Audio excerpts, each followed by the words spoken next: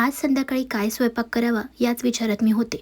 तेवढ्यात आहोंचा फोन आला आणि म्हणाले की माझ्या मित्राला आणि त्याच्या घरच्या फॅमिलींना बोलवायचा विचार चालू आहे. तुला काय वाटतं, बोलवावं की नाही? मी म्हणाले काही हरकत नाही, पण घरात काय काय आहे ते पाहावं लागेल, जेणेकरून त्यांना आपल्याला जेवायला बनवायला सोपं जाईल. ते म्हणाले ठीक आहे, तू लिस्ट बनव, जे पाहिजे असेल ते मी घेऊन येतो येताना. मी म्हटलं ठीक आहे. मग मी फ्रीज चेक केला. तेव्हा फ्रीजमध्ये होतं पनीर आणि पालक. तर म्हटलं चला, एका भाजीची या ठिकाणी तयारी तरी आहे. बाकीचं जे सामान हवं होतं मी ते त्यांना मागवलं. शिवाय गोडाचा पदार्थ देखील तुम्ही बाहेरूनच घेऊन या असं देखील त्यांना सांगितलं. तर चला मग, आज मी पाहुण्यांसाठी खास पालक पनीर अगदी घरच्या घरी हॉटेलसारखी कशी बनवायची याची रेसिपी तुमच्यासोबत शेअर करत आहे. तर सगळ्यात अगोदर आपण पालक स्वच्छ धुवून घेतला आणि पाणी निथळायला ठेवून दिलं होतं. त्यानंतर पनीरचे या पद्धतीनं बारीक क्यूब करून घ्यायचे आहेत आपल्याला आणि थोडंसं तेलाचा हात लावून एअर फ्रायरमध्ये मी याला थोडंसं फ्राय करून घेणार आहे. तुमच्याकडं तुम्ही याला कढईमध्ये देखील फ्राय करून घेऊ शकता. त्यानंतर पालक जी आपण थोडीशी मोठी अशी जाडसर कापून घेतली होती ती त्याला पाण्यामध्ये उकळायला ठेवून द्यायची आहे. सोबतच दुसऱ्या एका पातेल्यामध्ये देखील मी पाणी ठेवलं होतं, कारण आपल्याला ग्रेव्हीसाठी तयारी करून घ्यायची आहे. तर या ठिकाणी एक मोठा कांदा मी घेतलेला आहे आणि त्याला थोडंसं जाडसर आपण कापून घेतलं. त्या उकळत्या पाण्यामध्ये आपण टाकून घेऊया. सोबतच थोडेसे टरबूजाचे बिया देखील मी टाकलेले आहेत 2 चमचे आणि 5 ते 6 काजू देखील टाकलेले आहेत. आता आपण जी भाजी बनवणार आहोत ती कमीत कमी 4 ते 5 व्यक्तींना इतकी पुरेल अशी मी या ठिकाणी बनवत आहे. तर पालकची एक पूर्ण जुडी मी या ठिकाणी वापरली होती.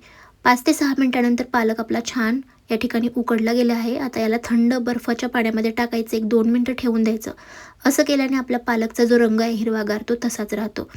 तर या ठिकाणी आपण ग्रेव्हीसाठी कांदा आणि जे काजू उकडून घेतले होते ते देखील उकडलेले आहेत. 1-2 मिनिटं आपण त्याला छान एक गरम पाण्यामध्ये आपण उकडून घेतले होते. त्यामधलं सगळं पाणी काढून टाकायचं आणि त्याला थंड करायला ठेवून द्यायचं. सोबतच आता 2 भाज्या मी या ठिकाणी बनवणार आहे. त्यामुळे त्याची जी कांदा आणि लसूण आणि अद्रकाची जी पेस्ट आहे आपल्याला ती थोड्याशा मिरच्यांसोबत वाटून घ्यायची आहे. तर या ठिकाणी या चॉपरच्या मदतीनं मी त्याला बारीक असं करून घेतलेलं आहे. आता भाजीची तयारी करूयात. कढईमध्ये 2 ते 3 चमचे तेल टाकायचं आहे. त्यामध्ये खडे मसाले टाकायचे आहेत, जिरा, तेजपान, लवंग. आता या ठिकाणी आपलं तेल थोडंसं तापलं नव्हतं, त्यामुळं मी या ठिकाणी दुसऱ्या बाजूला ग्रेव्हीची देखील तयारी करून घेत आहे. तेल तापल्यानंतर आपले खडे मसाले देखील छान या ठिकाणी तळलेले आहेत आणि त्यामध्येच आता कांदा आणि काजूची जी पेस्ट आहे ती आपल्याला परतून घ्यायची आहे. उकडलेले असल्यामुळे ते लवकर परतले जातात. तर 1-2 मिनिटं त्याला परतून घेतल्यानंतर आता जी पालक आहे आपली ती थंड पाण्यातून अशी निथळून घ्यायची चांगली आणि मिक्सरमध्ये याची बारीक पेस्ट करून घ्यायची. सोबतच आपल्या या ठिकाणी पनीर देखील पाहू शकता छान असे फ्राय झालेले आहेत. आता सुखे मसाले टाकून घेऊया.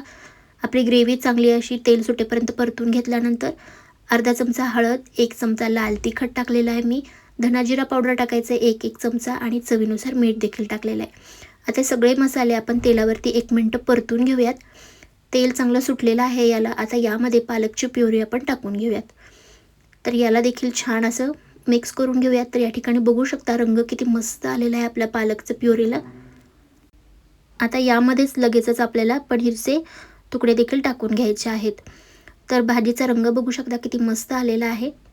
जर घरीच तुम्ही पनीर बनवलेलं असेल तर यामध्ये तुम्हाला डायरेक्ट पनीर टाकायचं आहे, त्याला फ्राय करायची अजिबात गरज नाही आहे.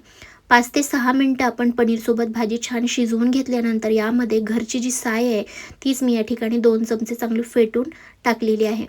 तुम्ही विकत्रीचं डायरेक्ट जे क्रीम भेटतं ते देखील टाकू शकता. आता आपल्याला फोडणी करून घ्यायची आहे, म्हणजेच थोडासा तडका टाकायचा आपल्या भाजीवरती. तर मी दुसऱ्या कढईमध्ये थोड्याशा लाल मिरच्या आणि आपलं अद्रक लसणाची पेस्ट टाकलेली आहे आणि सोबतच 1 लाल चमचा तिखट देखील टाकलेला आहे. तर हे व्यवस्थित मिक्स करून घेऊयात. तर आपली या ठिकाणी पनीरची भाजी एकदम मस्त हॉटेल स्टाईल तयार झालेली आहे. तर पहा याची ग्रेव्ही आणि किती मस्त असा रंग आपल्या पालक पनीरला आलेला आहे. सोबतच मी थोडेसे पापड देखील तळून घेतले होते. त्यानंतर बाकीचे पदार्थ देखील बनवून घेतले आणि तयार झाली आपली पाहुण्यांसाठी मिनी थाळी. तर तुम्हाला ही पालक पनीरची रेसिपी कशी वाटली हे नक्की सांगा. चला तर पुन्हा भेटू, तोपर्यंत बाय.